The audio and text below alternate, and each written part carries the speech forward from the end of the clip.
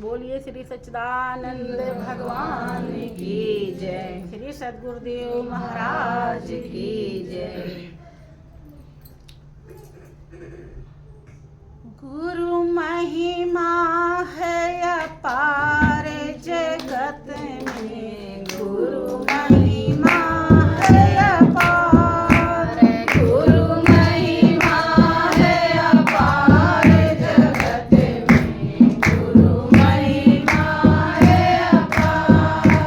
मंद बुद्धि की जड़ता हरते, मंद बुद्धि की जड़ता हरते, मूर्ख को भी ज्ञानी करते, मूर्ख को भी ज्ञानी करते, जीवन के कर पार जगत में, गुरु महिमा है अपार, जीवन के कर पार जगत में, गुरु महिमा है अपार। प्रेमी भक्त अपने अनुभव को दर्शाता है कि मंद बुद्धि की जड़ता हरते।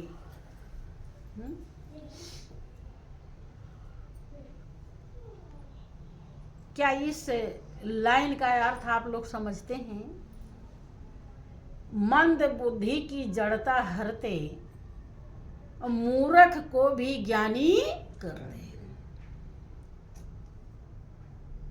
इसका क्या मतलब है? जो समझते हो बताओ। चलो हम ही बताते हैं। मंद बुद्धि की, हम किस लिए भेजे गए हैं इस दुनिया में? हमारे जीवन का ध्येय और लक्ष्य क्या है? अगर उस लक्ष्य पर हम नहीं चले, प्राप्त नहीं किए, तो हमारी बुद्धि मंद है कि तेज है? अगर हम केवल खाने पीने तक ही रह गए तो ये क्या है? मंद है। जब कोई बच्चा सही से कमाता नहीं, चतुराई चालाकी नहीं रहती, कम रहती है, तो लोग क्या कहते हैं? मंद बुद्धि। सभी मंद बुद्धि के हैं। अगर जिसके लिए भेजे गए वो नहीं किया, आपका जीवन केवल केवल केवल प्रभु को पहचान के, प्रभु से प्रेम लगाने के लिए मिला, और दूसरा कोई लक्ष्य नहीं है। इसीलिए मालिक ने इतनी व्यवस्थाएं दे रखी है, बाल बच्चे, पत्नी, परिवार, ताकि आपका मन लगा रहे और आप अपने मंजिल पर चलते, क्योंकि सबके सहयोग से संसार चलता है। अब अकेले आप चाहें कि आप अन्न पैदा कर ले, कुछ होगा? सबके सहयोग से होता है, और सहयोग से होगा तो आपको सब चीज व्यवस्थाएं मिलेंगी। इसीलिए दिया है। यही है मंद बुद्धि। अगर मनुष्य की जिंदगी पाकर के मालिक को प्राप्त नहीं किया, तो इसी को कहते हैं मंद बुद्धि। मंद बुद्धि की जड़ता हरते, इसकी जो निर्बलता है, जो गुरु शरण में जाता है, जो गुरु शरण में जाता है, वो ज्ञानी हो जाता है।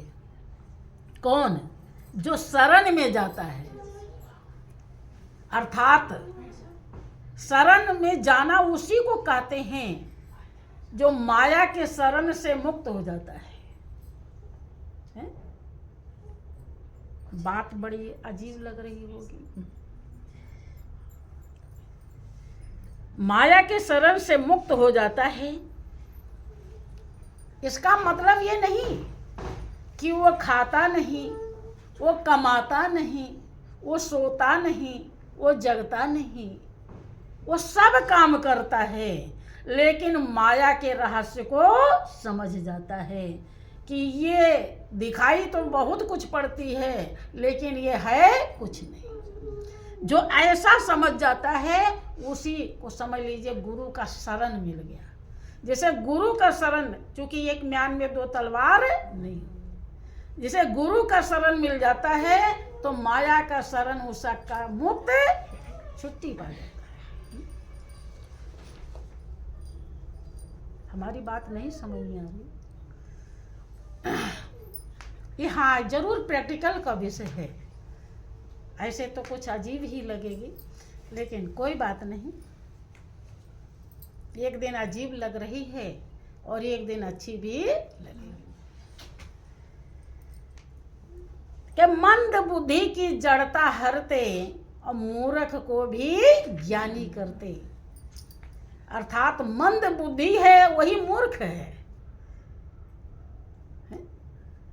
देखने में तो बहुत लोग हैं 10 प्लाट ले लेते हैं, कई कई बीघे जमीन खरीद लेते हैं, बैंक में भी रखने के लिए बहुत कुछ सोचना पड़ता है, उन्हें इतना पैसा है। लेकिन ध्यान दीजिए, क्या अपने लिए भी एक पैसा बनाया है? अपने लिए भी कुछ किया?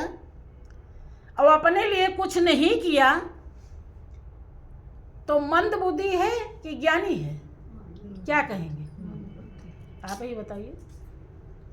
अपने लिए अगर आपने दुनिया के सारे काम करते रहे लेकिन अगर आपने प्रभु से दिल नहीं लगाया, प्रभु से प्रेम नहीं लगाया, प्रभु को समझ नहीं पाया तो आपने अपने लिए कुछ भी नहीं किया, तो आप ज्ञानी नहीं होंगे। आप इस दुनिया के ज्ञानी हैं लेकिन मालिक के लिए आप अज्ञानी हैं। बात समझ में आई? तो यही है मंद बुद्धि। मंद बुद्धि की जड़, ये काम कौन करता है? श्री गुरु महाराज जी। मंद, आज तक जो आपने यहाँ बैठना सीखा है, दिल लगाना सीखा है, दुनिया से बचना सीखा है, ये किसकी मेहरबानी है? श्री सद्गुरु जी की। इसलिए प्रेमी भक्त कहता है कि आपने अपना बनाया, मेहरबानी आपकी। आपने अपना बनाया, मेहरबानी आपकी। शीशे को हीरा बनाया, कद्रदानी आपकी। शीशे को हीरा बनाया, कद्रदानी आपकी। जब हमारा हृदय गुरु के रहस्य को समझ लेता है, थोड़ा भी समझ लेता है, तो वो बोल पड़ता है कि आपने अपना बनाया। उनकी मेहरबानी को, उनकी दया को, उनकी कृपा को कभी नकारता नहीं, बल्कि उसी में सोता है और उसी में जगता है और अपना जीवन सच्चाई से भर